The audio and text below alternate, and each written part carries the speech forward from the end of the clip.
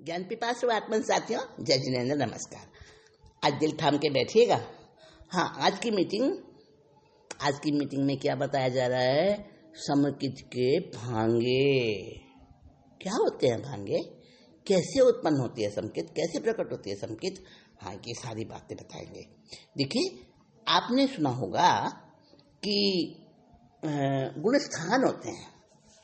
गुणस्थान 14 होते हैं, मार्गड़ाएं भी 14 होती हैं। ठीक है, तो गुणस्थान मोहनीय कर्म के ऊपर सारे आधारित हैं। तो पहला गुणस्थान मिथ्यात्व गुणस्थान है, यानी मिथ्यात्व को भी गुणस्थान में गिन लिया है। क्यों? मिथ्यात्व को तो कोई गुण नहीं है, मिथ्यात्व तो दोष है एक प्रकार का, किंतु मिथ्यात्व ही सम्यक्त्व की आधारशिला बनता है। पहले मिथ्यात्व ही होता है हर जीव। हाँ, हर जीव बोल रही हूँ, अपने मन से नहीं बोल रही हूँ।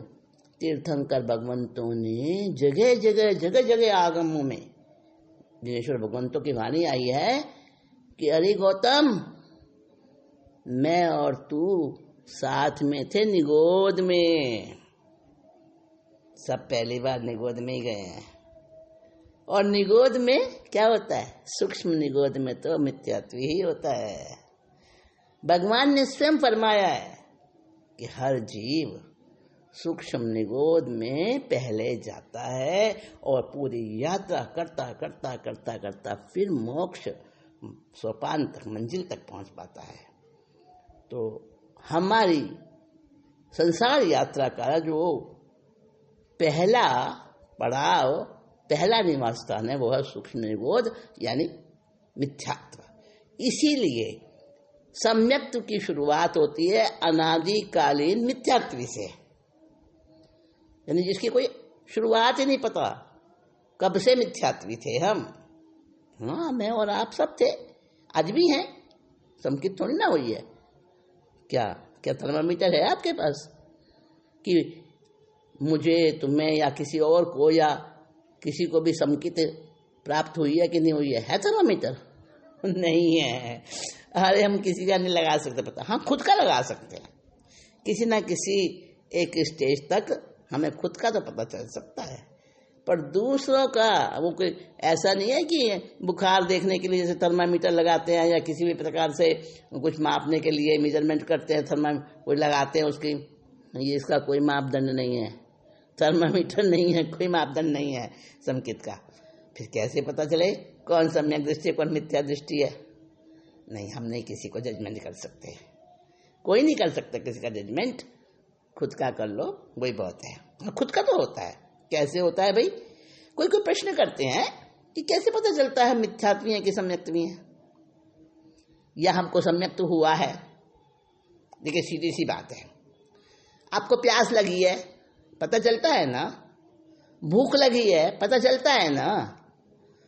और जब बहुत तेजी से प्यास लगी होती है और फिर अपने को पानी मिल जाता है तो पता चलता है ना, मेरी प्यास शांत हो गई है। भूख लग रही है, अनुभव हुआ, और फिर भोजन कर लिया, सबसे पहले आपको ही पता चलेगा मेरा पेट भर गया है, भूख शांत हो गई है। किसी दूसरे को नहीं पता चलेगा। किसी से पूछने नहीं जाओगे कि भाई मेरे को भूख लग रही थी, मिट गई कि नहीं मिट गई मेरी भूख? किसको पूछने जाओगे? नहीं, अपने को पता चलेगा। और किसी को पता चलेगा ही नहीं चलेगा, अपने को चलेगा सबसे पहले। खैर, ये बातें तो अनुभूति की हैं, अंदर की बात है। हाँ, हम अभी बात कर रहे हैं कि सम्यक्त्व कैसे होता है। तो जो 14 गुणस्थान है ना, उसमें पहला गुणस्थान मिथ्यात्व गुणस्थान है। उसका नाम मिथ्या दृष्टि गुणस्थान है। तो उसको गुणस्थान में क्यों माना? गुणस्थान में इसलिए माना कि वो उसकी मतलब भूमि है, आधारशिला है। आप सोचो, आपको सीढ़ियों पर चढ़ना है। अब पहली सीढ़ी पर पैर तो रखोगे ना। पहली सीढ़ी पर पैर रखे बिना क्या आप दूसरी, तीसरी और अंतिम सीढ़ी तक पहुंच पाओगे? नहीं ना। तो पहली सीढ़ी पर तो जाना ही होगा। और पहली सीढ़ी है मिथ्यात्व, अनादिकालीन मिथ्या दृष्टि। सबसे पहले उसको ही सम्यक प्राप्त होता है। और उसको कौन सा सम्यक प्राप्त होता है? बहुत शुद्ध विशुद्ध बहुत अच्छी क्वालिटी वाला सम्यक प्राप्त होता है। उसको कहते हैं औपशमिक सम्यक्त्व। प्रथमोपशम द्वितीयोपशम सम्यक्त्व। बड़ा लंबा विषय इसका, काफ़ी गहरा, मैं उतनी गहराई से आपको नहीं बताने वाली क्योंकि समय की भी मर्यादा है। तो मतलब यहाँ से शुरू होता है। तो पहला गुणस्थान मिथ्या दृष्टि गुणस्थान है। और मैं आपको बताने जा रही हूँ कि कितनी प्रकार से सम्यक्त्व उत्पन्न होता है, कितने भांगे बनते हैं सम्यक्त्व के। वो भांगे कहाँ बनते हैं? पहले गुणस्थान में उसकी शुरुआत होती है, पहले गुणस्थान के अंतिम समय में। क्योंकि दूसरा जो गुणस्थान है वो है सास्वादन गुणस्थान। और सास्वादन समकित भी होता है। सास्वादन का मतलब है जिसको स्वाद आ गया हो, एक बार स्वाद चख लिया है जिसने, भले ही बाद में मिथ्यात्व भी हो गया, लेकिन एक बार स्वाद तो ले लिया, तो उसको कहते हैं सास्वादन गुणस्थान। तो उसका काल, उसका समय बहुत छोटा होता है, बहुत छोटा समय होता है। तो पहले गुणस्थान के अंतिम भाग में वहाँ पर ये सारी प्रक्रिया शुरू होती है। तो अनादिकालीन मिथ्या दृष्टि जीव जो है वो समकित की ओर बढ़ता है। तो वहाँ पर देखो प्रकृतियाँ बहुत सारी होती हैं 8 कर्मों की। 8 कर्मों की 148 प्रकृतियाँ होती हैं, उत्तर प्रकृतियाँ, मतलब भेद। तो उसमें से केवल 7 प्रकृतियाँ ही ऐसी हैं जो सम्यक्त्व में जिनका दखल है। वो 7 प्रकृतियाँ कौन सी हैं? और वो 7 प्रकृतियों के ही बहुत सारे भागे बन जाते हैं, जो कि 9 भागों में सबको समेट लिया है। वो मैं बात करूंगी आज आपसे, और बड़े सावधान मन होकर आप सुने। तो सम्यक्त्व के 9 भागे यहाँ बताए जाएंगे, तो वो शुरुआत मैं कर रही हूँ। 4 अनंतानुबंधिया मिथ्या मोहनी मीस, ए सब समकित कोहाने भाक्यो श्री जगदीश। इम समकित मन थिर करो, देश हने सम मोहनी सप तक ए जान। क्षय उपशमिन का कहो मीस उदय प्रमाण। इम समकित मन थिर करो, उपशम 6 7 9 क्षय उपशम भेद। 4 अनंतानुबंधिया निह चे इह छेद। इम समकित मन थिर करो, पालो निर अतिचार। दर्शन एक दुहुन को क्षय उपशम शेष। समकित मोहनी उपशमे नियमति हूँ लेस। इम समकित मन थिर करो, पालो निर अतिचार। वेदक में नियमा उदय होए समकित मोह। शेष 6 प्रकृति उपसमय अथवा पावे छोह। इन समकित मन थिर करो, 4 कषाय 6 होवे दंसने 2 उपसाम। अथवा मीसा उपसमय 5 पावे विराम। इन समकित मन थिर करो, पालो निर अतिचार। ए नव भेद समकित कयो, जेथी शिवमुख थाई।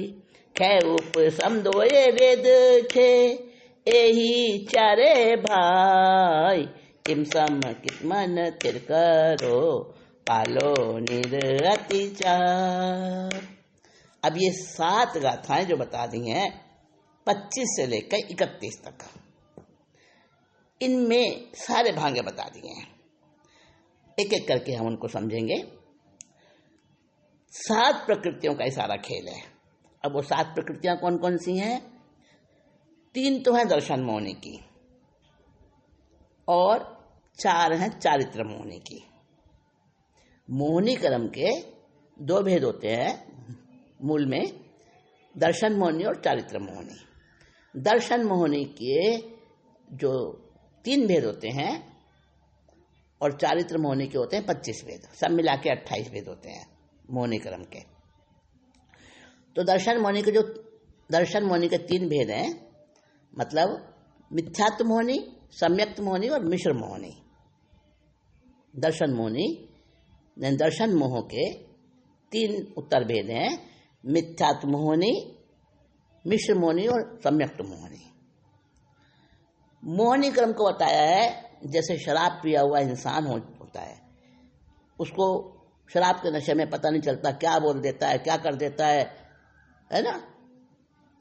तो मोहिनी क्रम ऐसा होता है जो कि बुद्धि को भ्रष्ट कर देता है, कुछ से कुछ उसको समझ होती है, कुछ करता है, क्या बोलता है, क्या करता है, तो मदमस्त तो जैसे हो जाता है, मदमत्त हो जाता है। तो ऐसा मोहिनी क्रम है। और मोहिनी क्रम तो आप कहोगे सारे तो नशे में नहीं है, हाँ, मोह के नशे में सारे ही हैं।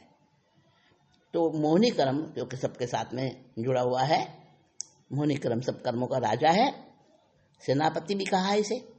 तो मोहिनी क्रम के जो 2 भेद हैं, चारित्र मोहिनी और दर्शन मोहिनी। दर्शन मोहिनी के 3 भेद हैं। अब इन 3 भेद की एक मजेदार बात बता दूं आपको। 3 भेद है ना, मिथ्यात्व मोहिनी, मिश्र मोहिनी और सम्यक्त मोहिनी।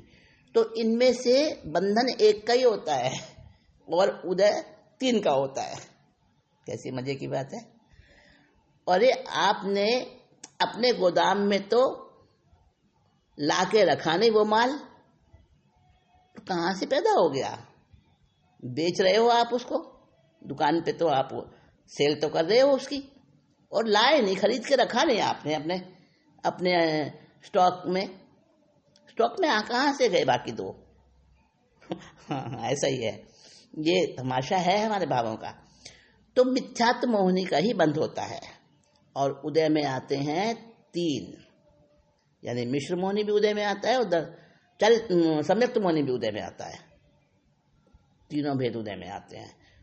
और इसीलिए बंध के तो 120 भेद बंध होते हैं कर्मों के जो 120 का बंध होता है और उदय होता है 122 का। मजेदार है, कभी थोड़ी पढ़ के देखिएगा, बड़ा आनंद आएगा। हाँ, तो मैं बता रही थी आपको कि 3 तो दर्शन मोहिनी की प्रकृतियां समझ में आ गई ना, 4 अनंतानुबंधियां और अनंतानुबंधी की 4 प्रकृतियां। अब ये अनंतानुबंधी क्या बना है भाई?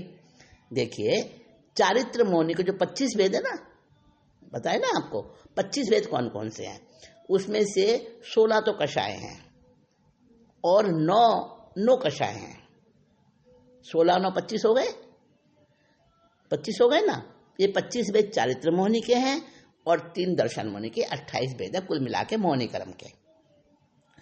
तो जो चारित्र मोहिनी के 25 भेद है ना, उसमें 16 कषाय, यानी 4 ही है कषाय। तो क्रोध मान माया मोह, क्रोध मान माया लोभ, क्रोध मान माया लोभ, 4 ही कषाय हैं मुख्य। तो अब इन चारों के 16 भेद बन जाते हैं। कैसे? 4 अनंतानुबंधी, एक चौकड़ी हो गई, यानी अनंतानुबंधी क्रोध, अनंतानुबंधी मान, अनंतानुबंधी माया, अनंतानुबंधी लोभ। ये चारों जो अनंतानुबंधी के हैं ना कषाय, इन चारों को मिला के एक कर दिया तो उसको कह दिया अनंतानुबंधी चौकड़ी कषाय। पहली चौकड़ी ये होती है जो अनंत से जुड़ी है, अनंत कर्मों का बंध करवाती है और अनंत जन्मों तक ये पीछा नहीं छोड़ती अगर इसका उदय रहता है तो। और अनंतानुबंधी अनंत कर्मों का बंधन कराती है, अनंत काल तक कराती है। बड़ी भयंकर है चौकड़ी। तो इस चौकड़ी को सम्यक्त में क्या कर दिया जाता है? सम्यक्त में इस चौकड़ी का इसका कर दिया जाता है अनंतानुबंधी का, इसको हंता बताया अनंतानुबंधी का। ये सप्तक, ये 7 प्रकृतियां जो मैंने अभी आपको बताई, हाँ 3 चौकड़ी और है, अप्रत्याख्यानावर्णी, प्रत्याख्यानावर्णी और संज्वलन, उनकी बात अभी करेंगे आगे। यहां तो अनंतानुबंधी की बात करेंगे। तो चार अनंतानुबंधिया मिथ्या मोहनी मीस, मिथ्यात्व मोहनी, सम्यक्त मोहनी और मिश्र मोहनी, सातों नाम आ गए यहाँ पे। ये सब समकित कोहाने भाखे श्री जगदीश, ये सातों की प्रकृतियां, सप्तक जो है पूरा, ये सात प्रकृतियां ये बड़ी खतरनाक हैं। ये हमारे को सम्यक दृष्टि बनने में रुकावट डालती हैं, हमारा सम्यक्त को रोकती हैं, ये समकित का हनन करती हैं। तो ये सात प्रकृतियां, इन्हीं का सारा खेल है और इनसे ही सम्यक्त के सारे भेद, सारे भांगे इन सात प्रकृतियों से ही बनते हैं। तो ये सात प्रकृतियों को यहाँ तो परिचय दिया है, नाम बताए हैं केवल। अब आगे बताते हैं कि ये क्या है, इनका काम क्या क्या है। देश हाने सम मोहानी सप तक ए जान। अब इसमें जो सम्यक्त मोहनी है, तीन बताई ना, मिथ्या मोहनी, सम्यक्त मोहनी और मिश्र मोहनी। तो इनमें से जो सम्यक्त मोहनी है ना, वो तो पार्टली, देश माने थोड़ा सा अंश, उसको ही रोकती है। तो सम्यक्त मोहनी को बताया जैसे कि हमारी आंख पर चश्मा बाधा तो है, हमारी आंख में खुजली उठ रही है तो पहले चश्मा हटाएंगे फिर खुजली करेंगे। चश्मा तो बाधा है, वो खुजली एकदम से आंख में नहीं कर सकती क्योंकि चश्मा लग रहा है। तो चश्मा है तो रुकावट, परंतु देखने में, दृष्टि को सही ढंग से कार्य करने में वो सहायक है। इसी प्रकार से सम्यक्त मोहनी जो है चश्मे के समान है। जैसे चश्मा किसी की दुर्बल दृष्टि होती है, आईसाइट वीक होती है, तो उसको चश्मा लगाया जाता है, तो चश्मे के द्वारा वो ठीक से देख पाता है, सही से पढ़ पाता है। तो जैसे वो चश्मा रुकावट होते हुए भी, आंख के ऊपर एक मतलब बाधा होते हुए भी वो उसका उपकार करता है, उसको सहायक होता है। तो इसी प्रकार से सम्यक्त मोहनी देश हने, यानी थोड़ा सा नुकसान, जैसे कि वो मैंने बताया ना कि आंख पे खुजली हो रही है तो चश्मा बीच में रुकावट आ गया। तो इसी प्रकार से हल्का सा है तो वो आवरण, सम्यक्त मोहनी भी आवरण है, मोहनी कर्म का भेद है वो, परंतु नुकसान बहुत थोड़ा करती है और उससे अपने को फायदा ज्यादा होता है। इसीलिए कहा देश हने सम्मोहनी, ये सप्तक है, सात प्रकृतियों का सप्तक है। तो इसमें जो सम्यक्त मोहनी है वो तो थोड़ा सा नुकसान करती है और उससे लाभ ज्यादा होता है। और क्षय उपशम इनका कहो मीस उदय प्रमाण, और मिश्र मोहनी जो है, जो उदय में रहती है और इन्हीं प्रकृतियों में से किसी का क्षय होता है, किसी का उपशम होता है। ठीक है ना, ये सब बताया जाएगा इन भागों में। तो आगे बताते हैं उपशम 6, 7, 9 क्षय उपशम भेद। अब देखो, उपशम होगा तो सातों का अगर उपशम हो गया, उपशम शब्द समझते हैं आप? उपशम शब्द का अर्थ होता है नीचे दब जाना, विकारों का, गंदगी का नीचे बैठ जाना, नीचे दब जाना, ऊपर ऊपर निर्मलता हो जाना। जैसे पानी होता है ना, तो कई बार ऐसा होता है कि पानी में गंदगी दिखाई देती है, थोड़ा धुंधलापन, थोड़ा गंदलापन सा। अब उस पानी को बिना हिलाए डुलाए उसको ढक के रख दो, कुछ देर के बाद में ऊपर ऊपर साफ पानी दिखता है और सारी गंदगी नीचे बैठ जाती है। जैसे वो हिलता है फिर से वो हिलने के बाद गंदला हो जाता है। तो उपशम का अर्थ ऐसे ही बताया कि जब उदय में ना आवे मिथ्यात्व और वो दब जाए, नीचे बैठ जाए कुछ समय के लिए, और जैसे ही उसको कोई निमित्त मिलता है वो उदय में आ जाता है। तो उपशम है तो खतरनाक, परंतु थोड़े समय के लिए बहुत निर्मलता वाला है। तो सातों प्रकृतियों का जब उपशम हो जाता है, ये सातों जो बताई ना प्रकृतियां, चार अनंतानुबंधी की। अनंतानुबंधी क्रोध क्या होता है? मैं मर जाऊं पर इस इंसान को मेरे सामने मत आने देना, मरने के बाद भी मेरी लाश को भी हाथ ना लगाए। सुना होगा बहुत बार ऐसा। इस प्रकार के मरने तक अंदर में उसके प्रति क्षमा की भावना, मेल मिलाप की भावना आवे ही नहीं, ऐसा क्रोध, उसको कहते हैं अनंतानुबंधी क्रोध। ऐसे अनंतानुबंधी अभिमान, अनंतानुबंधी कपट माया और अनंतानुबंधी लोभ, समझ लो ऐसे। तो अनंतानुबंधी की जो कषाय की चौकड़ी है ना, तो ये अनंतानुबंधी कषाय की चौकड़ी, जब ये चारों ये और तीन प्रकृतियां सम्यक्त मोहनी की, मिथ्यात्व मोहनी, मिश्र मोहनी और सम्यक्त मोहनी, इन सातों का जब क्षय हो जाए, ये सातों जब नष्ट हो जाए, राख हो जाना मतलब, अब राख हो जाएगी वापस अग्नि थोड़ी उसमें प्रकट होगी, कोई निमित्त नहीं मिले, निमित्त भी मिले तो क्या राख दोबारा से अग्नि बनेगी? नहीं बन सकती। लेकिन अगर वो लकड़ी जल गई है और कोयला बन गया उसका, उसको तो निमित्त मिलने से वो अग्नि वापस प्रज्वलित हो सकती है उसके अंदर, है ना। तो या जैसे उपला है, अंगारा है, उसके ऊपर ऊपर तो राख दिख रही है, अग्नि की चिंगारी दिख नहीं रही है, राख से ढका हुआ है, लेकिन अंदर में तो अग्नि है। ऐसा उपशम बताया है कि कषाय नीचे बैठ जाए, ऊपर से शांत दिखे और जरा सा निमित्त मिले, जरा सा हवा चली और वो राख उड़ी और अंगारा टनाटन दिखाई दे रहा है। ठीक है, तो उपशम जो है वो निमित्त मिलने पर वापस उदय होना, उसको उपशम कहते हैं। लेकिन वर्तमान में जब तक वो उपशम है तब तक वह शांत है। तो अगर सातों प्रकृतियां उपशम हो जाएं, उसको कहते हैं औपशमिक सम्यक्त्व। औपशमिक सम्यक्त्व, उपशम के वजह से जो हुआ है वो है औपशमिक सम्यक्त्व। और जो सातों प्रकृतियां क्षय हो गई, बिल्कुल नष्ट हो गई, उसको कहते हैं क्षायिक सम्यक्त्व। ये दो भांगे तो ये बन गए, ये दोनों सरल हैं। अब बाकी के भांगे वो थोड़े से उसमें आपको जरा दिमाग एकाग्र करके सुनना पड़ेगा।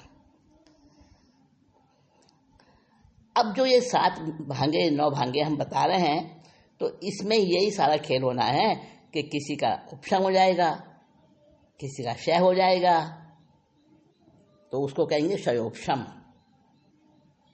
क्षयोपशम का मतलब है कुछ का दब जाना, कुछ अंश में दब जाना और कुछ अंश में नष्ट हो जाना, उसको कहते हैं क्षय और उपशम दोनों मिला जुला, क्षयोपशम।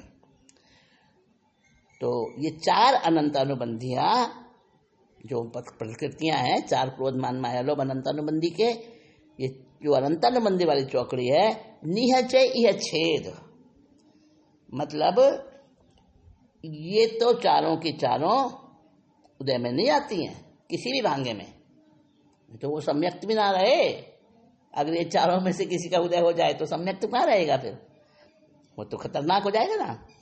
तो इन 4 प्रकृतियां तो इन सब भागों में निश्चय से इनका तो रहेगा क्या, इनका तो रहेगा, इनका तो क्षय हो जाएगा, इनका तो 4 प्रकृतियों का तो उपशम होगा या क्षय होगा, और इनका मतलब उदय नहीं होगा।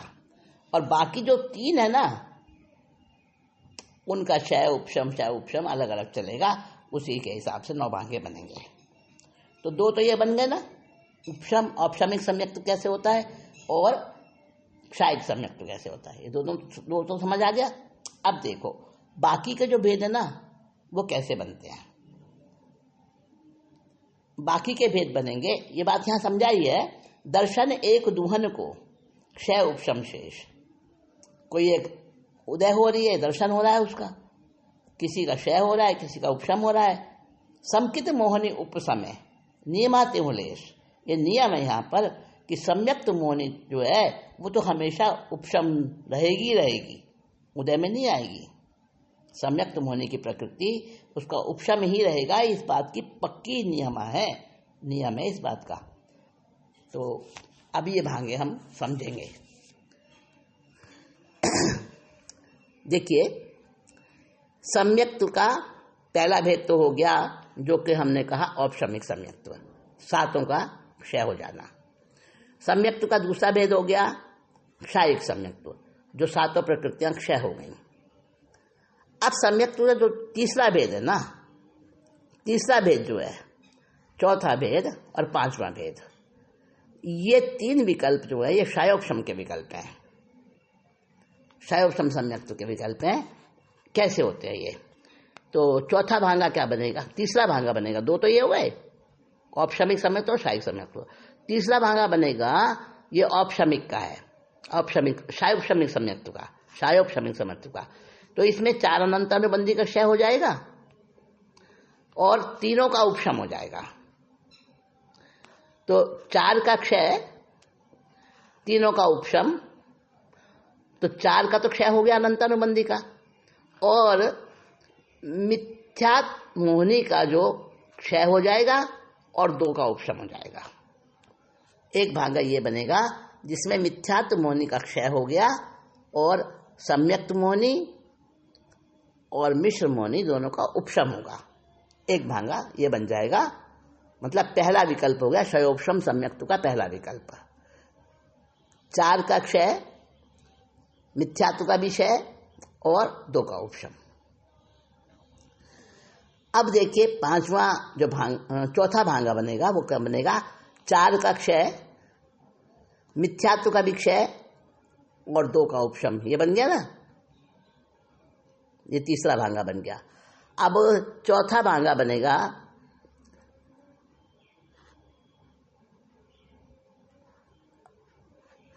चार का क्षय, मिथ्यात्व और मिश्र इन दोनों का भी क्षय, यानी 6 का क्षय हो गया और सम्यक्त मोहिनी का उपशम हो गया। 4 का क्षय और दो उनका भी क्षय, मिथ्यात्व का और मिश्र का, यानी 6 का क्षय हो गया और सम्यक्त मोहिनी का उपशम हो गया। तो एक भांगा ये बन जाएगा। अब देखो, इसी बात को बताया गया है इस गाथा में जो हमने अभी आपको बताई ना, 27वीं गाथा। उपशम 6 से 7 9 क्षय उपशम भेद। उपशम 6 6 7 9, ये तो हो गया, उसका मतलब होगा क्षय और उपशम, दो भांगे हो गए ना। 4 अनंतानुबंधिया निहच इह छेद, 4 अनंतानुबंधिया उसका तो निश्चय से क्षय होगा और बाकी की जो दो हैं मिथ्यात्व मोहिनी और मिश्र मोहिनी, उनमें से किसी का एक का क्षय हो जाए, किसी का एक का उपशम हो जाए, या दोनों का क्षय हो जाए। और सम्यक्त मोहिनी का तो हमेशा उपशम ही रहता है, उसका उदय नहीं आता। तो ये भांगे इस प्रकार से बन जाते हैं। कितने हो गए ये भांगे बन गए आपके 5 भांगे बन गए कुल मिला के। अब आगे के 6ठा 7वां 8वां 9वां इनको भी समझते हैं। वेदक में निह उदय होए समकित मोह, एक होता है वेदक सम्यक्त्व। तो वेदक सम्यक्त्व की बात चल रही यहाँ पे। वेदक सम्यक्त्व में क्या होता है कि निश्चय से सम्यक्त मोहिनी का उदय होता है। वेदक में नियमा उदय होए समकित मोह, शेष 6 प्रकृति उपशम है अथवा पावेश हो। बाकी की जो 6 प्रकृतियां हैं, 4 अनंत अनुबंधी की और मिश्र मोहिनी की और मिथ्यात्व मोहिनी की, शेष 6 प्रकृति उपशम है, या तो उनका उपशम हो जाता है या उनका क्षय हो जाता है। तो उसको कहते हैं वेदक समकित। तो वेदक समकित क्या होता है कि वेदक ऐसा सम्यक्त्व है जिसमें मिथ्यात्व के एक शुद्ध दलिक का वेदन होता है बस, और वेदक सम्यक्त्व जो बस अंतिम मिथ्यात्व के दलिक का अनुभव करता है उसके बाद तो उसको सम्यक्त्व होगा ही होगा। मतलब कोई सा भी सम्यक्त्व हो, जब मिथ्यात्व के अंतिम दलिक का अनुभव करता है, उसका स्वाद लेता है, उसका वेदन करता है, उसको वेदक सम्यक्त्व कहते हैं। तो ये वेदक सम्यक्त्व जिसमें नियम से बाकी क्षय प्रकृति का या तो उपशम होगा या क्षय हो जाएगा और निश्चय से समकितम होने का उदय होगा। और आगे बताते हैं, चारे कषाय क्षय हुए, दो दंसन दो उपशाम। चार कषाय तो क्षय हो जाएंगे अनंत अनुबंधी के, और दो जो दंसन मोनी के हैं वो उपशांत हो जाएंगे, अथवा मीसा उपशम है या मिश्र का उपशम हो जाएगा, और 5 क्षय हो जाएंगे। 5 पावे विराम, 5 वो आएंगे ही नहीं उदय में, उनका क्षय हो जाएगा और मिश्र का उपशम हो जाएगा। अब देखिए, एक भांगा हो गया, छठा भांगा, 4 का क्षय, 2 का उपशम और सम्यक्त्व का उदय, ये छठा। फिर 7वां भांगा हो गया, 4 अनंतानुबंधी और मिथ्यात्व, 5 का क्षय, मिश्र का उपशम और सम्यक्त्व का उदय। 8वां भांगा, 4 का क्षय, मिथ्यात्व और मिश्र का उपशम और सम्यक्त्व का उदय। 9वां भांगा, 4 का क्षय, मिथ्यात्व और मिश्र का विषय और सम्यक्त्व का उदय। तो ये 9 भांगे बताए। ये नव भेद समकित कयो जेथी शिवमुख थाय। 9 प्रकार की ये सम्यक्त्व के भेद बताए हैं, इनसे फिर सम्यक प्राप्त कर लेता है। क्षय उपशम 2 वेद छे, तो क्षय और उपशम और 2 उनके दोनों का करता है वेदन। ही 4 भाई, मतलब ऐसे तो 4 ही भेद बनते हैं सम्यक्त्व के, क्षय उपशम और क्षयोपशम और वेदक, परंतु इनका ही विस्तार करके 9 भेद बताए हैं समकित के। अब ये 9 भांगे आपको गोरख धंधा लग रहा होगा, कुछ समझ नहीं आया होगा। अब इसको मैं एकदम बिल्कुल सीधा सीधा बता देती हूँ। देखिए, 2 तो बिल्कुल सीधे ही हैं, औपशमिक सम्यक्त्व और औपशमिक और शायिक, उनमें तो कोई झंझट है ही नहीं। 7 प्रकृतियों का उपशम हो जाए वो औपशमिक सम्यक्त्व, और 7 प्रकृतियों का क्षय हो जाए वो शायिक सम्यक्त्व, इनमें तो कुछ है ही नहीं। अब बाकी के जो है ना भांगे, अब वो कैसे कैसे बनते हैं। इसमें एक प्रथमोपशम बनता है, यानी 4 का क्षय,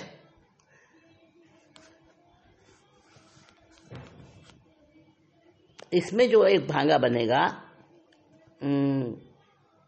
क्षायिक सम्यक्त्व प्राप्ति की प्रक्रिया क्या होती है।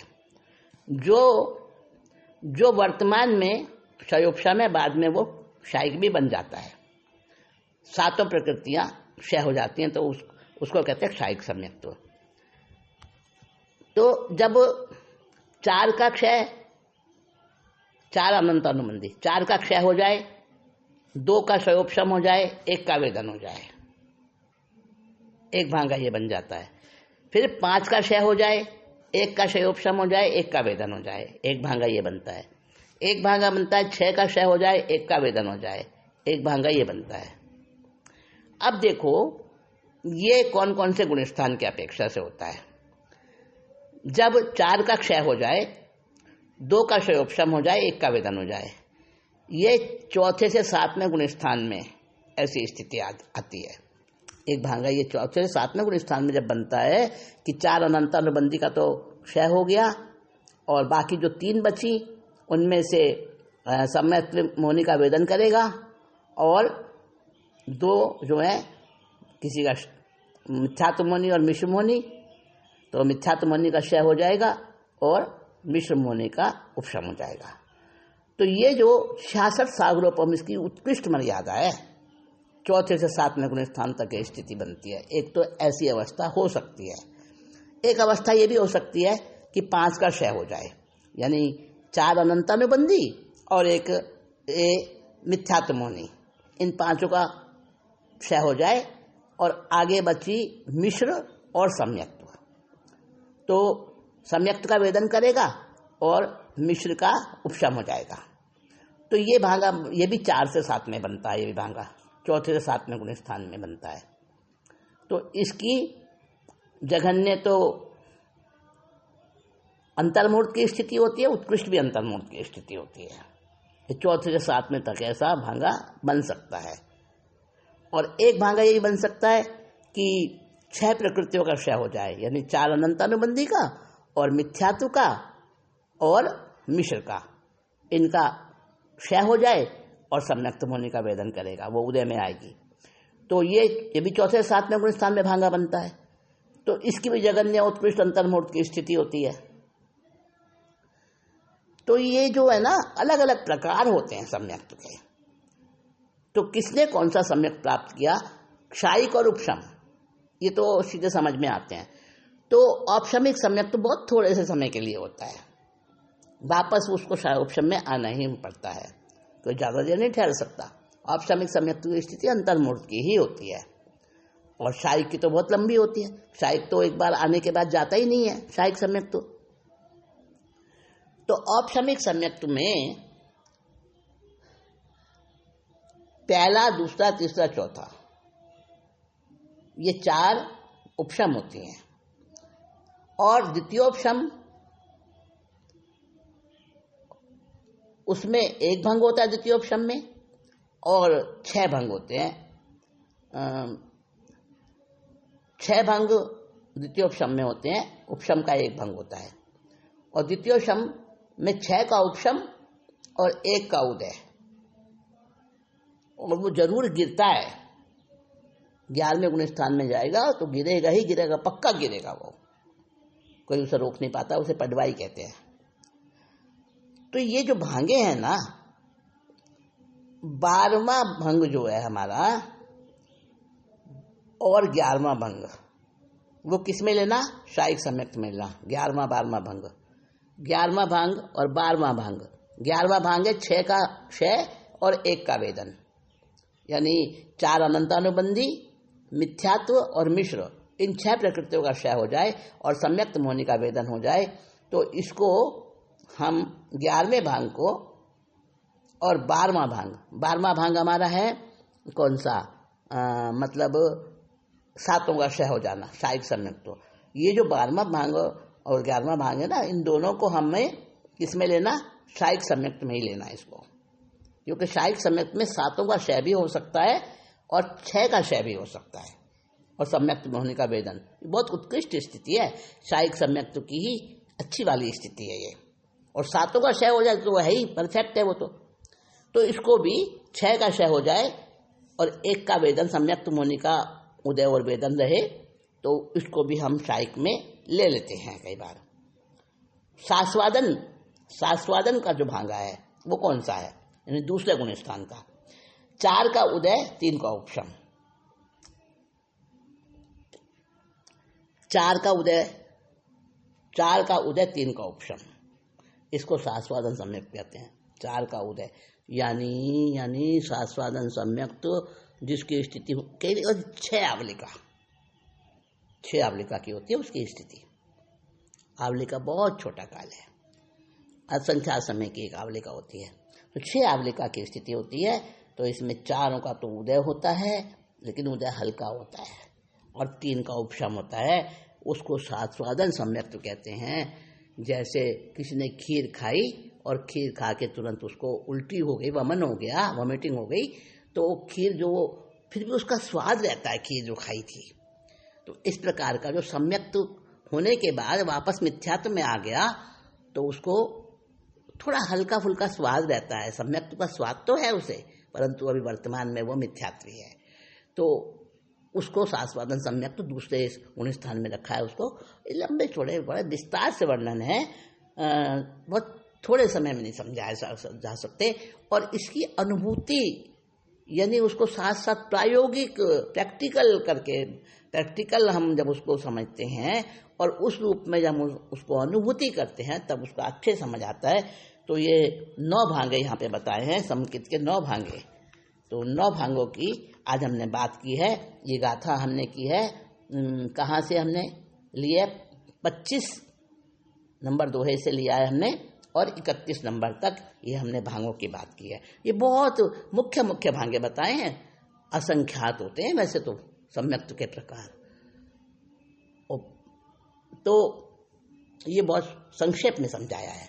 तो आज इतना ही कहकर मीटिंग को विराम देती हूँ।